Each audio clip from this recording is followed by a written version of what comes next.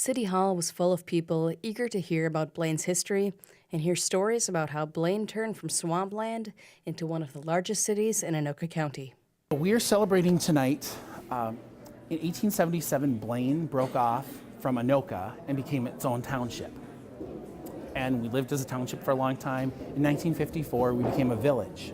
But Blaine did not remain a village for long. And then in 1964, we met some statutory definitions, became a city, and so today is the 50th anniversary to the day of when our city charter took effect. And they had a big party that day. We said it's our 50th birthday, we should have a big party now.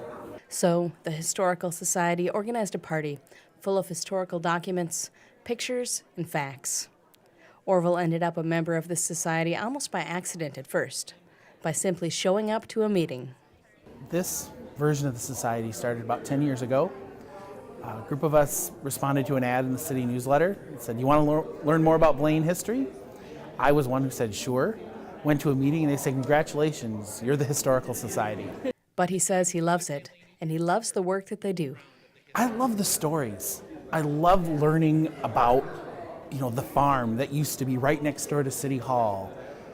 And seeing the pictures and seeing the diagrams and knowing where the buildings were and knowing that people lived there and they really cared about that. And even though it's gone, there's still a trail, and I love the trail. I love finding the trail. He shared the story about how Blaine got its name, named for a man that never even set foot in the city. When Blaine Township was founded in 1877, a small group of people came together, and the fellow who was elected the chairman of the town board was named Moses Ripley. He came from Maine.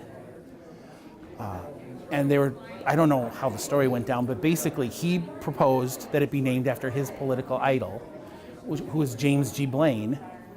And James Blaine was a former U.S. congressperson, Speaker of the House of Representatives, a senator, twice Secretary of State for the United States. From Maine. And the modern equivalent, I think, would be a John McCain. If you were a John McCain supporter right now and you thought he was really great, you'd name a town McCain. But in 1877, you named it Blaine.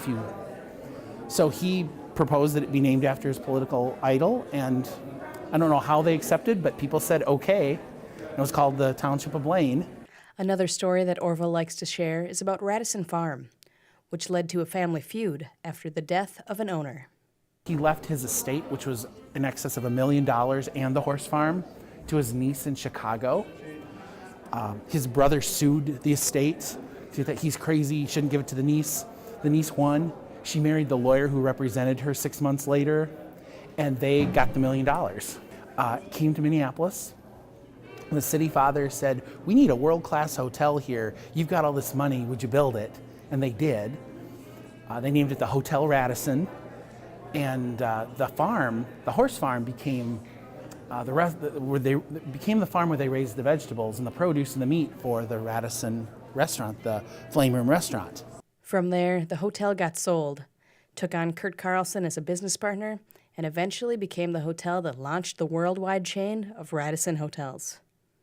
Along with these stories, Orville says residents should know about Blaine's growth into a large city with industry and recreation. The other thing that's exciting about this is, Blaine, when it started, was, people think of Blaine as sod farms and trailer parks, and certainly swamps and not very good land. And so in the early days, people said, this wasn't fit for man or beast. Now we have almost 60,000 people who live here. And it flourishes, and we've always been about progression and about moving forward and about changing. So it's appropriate to stop and kind of celebrate and mark that occasion, and gives us an opportunity to think about what's next. For North Metro TV News, Danica Peterson reporting.